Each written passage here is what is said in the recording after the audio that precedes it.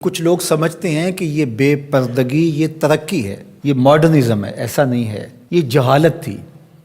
کعبۃ اللہ کا طواف برہنہ کیا جاتا تھا، تو برہنگی یہ جدت نہیں ہے، یہ قدامت ہے، یہ ترقی نہیں ہے، یہ جہالت ہے۔ اس سے اسلام نے نکالا ہے، اور پردے کی طرف اسلام انسانیت کو لے کر کے آیا ہے۔ کان رسول اللہ صلی اللہ علیہ وآلہ وسلم اشد حیاء من اظراف خدرہا۔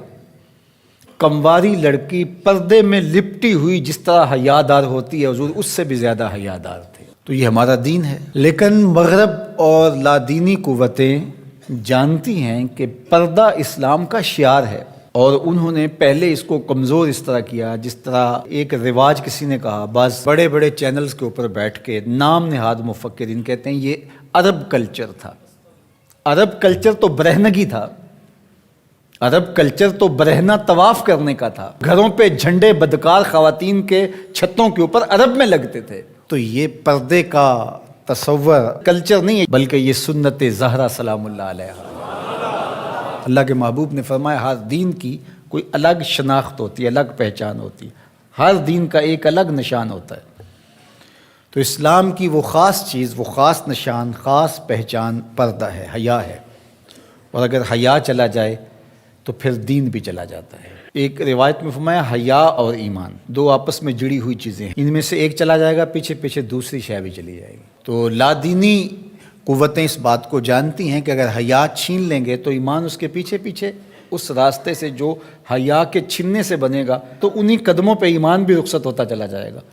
تو لہٰذا ان کو یہ کہو کہ تم ترک ایمان کرو تو یہ تو کبھی راضی نہیں ہوں گے، تو اس لیے انہیں پردے کا ترک کروایا جائے، انہیں حیا کے جوہر سے محروم کیا جائے، تاکہ یہ ایمان کے جوہر سے بھی محروم ہو جائیں۔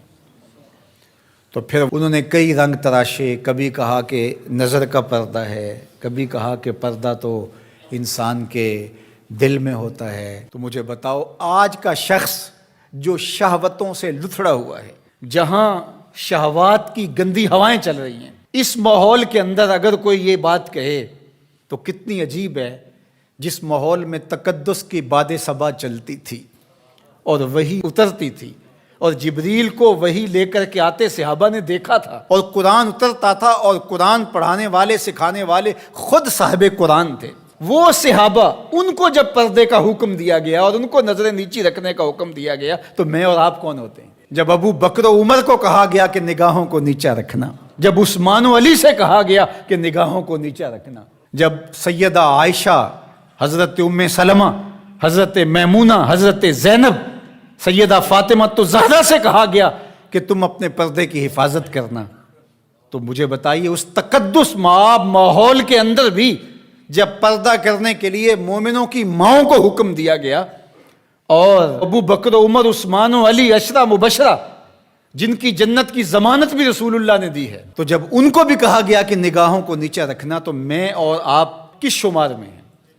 تو یہ ایک نفس کی کہانی ہے جو ہم گھڑ کے بیٹھ گئے، کہا کوئی بات نہیں جی، پردہ تو دل کا ہوتا ہے۔ بحالت مجبوری خواتین کو گھر سے نکلنا پڑتا ہے، لیکن اس میں بھی اس کو تاکید کی گئی کہ تیرا پردہ کسی صورت کے اندر بھی ختم نہیں ہونا چاہیے۔ میں خراج پیش کرنا چاہتا تھا یہاں ہماری ہمسائیگی کے اندر اس خاتون کو جس نے اللہ اکبر کا نعرہ لگا کر کے بتلایا کہ یہ امت ابھی بھانج نہیں ہوئی، اس امت میں آج بھی بیٹیاں موجود ہیں جو اپنی آبرو پر پہرا دے سکتی ہیں، اور یہ حالات بتاتے ہیں کہ یہ امت مرنے کے لیے نہیں، قیامت تک قائم رہنے کے لیے پیدا ہوئی ہے انشاءاللہ۔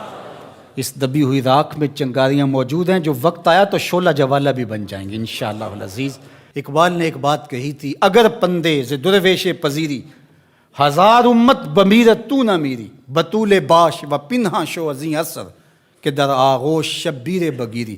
اقبال کہتا ہے اس فقیر کی ایک بات مان لے، ساری امتیں مر جائیں گی، امت مسلمہ تجھے زوال نہیں آئے گا، اور وہ کیا؟ بطول باش، بطول بن جا اور زمانے کی نظروں سے پوشیدہ ہو جا، پھر تیری آغوش میں بھی حسین ابن علی جیسے بیٹے جنم لیا کریں گے، ان کے جانشین تیری گود میں بھی پیدا ہوں گے۔ تو اس لیے پردہ ہماری شناخت ہے۔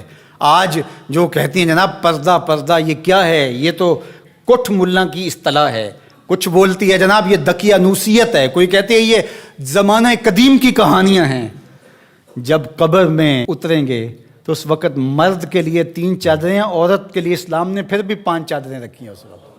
اس کا کفن بھی الگ رکھا ہے اس لیے کہ وہ پردے کی چیز ہے.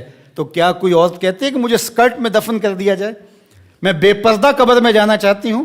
اس وقت تو سب کہتے ہیں تنیاں بھی باندھ دی جائیں، اس وقت محارم قریب آ جائیں جو لحاظ میں اتاریں. تو اگر زندگی کے بعد بھی پردے میں لپٹ کے جانا ہے تو ساری زندگی سیدہ فاطمہ کی غلامی میں بسر کر دیے جائیں، ان کی کنیز بن کے زندگی گزاریں.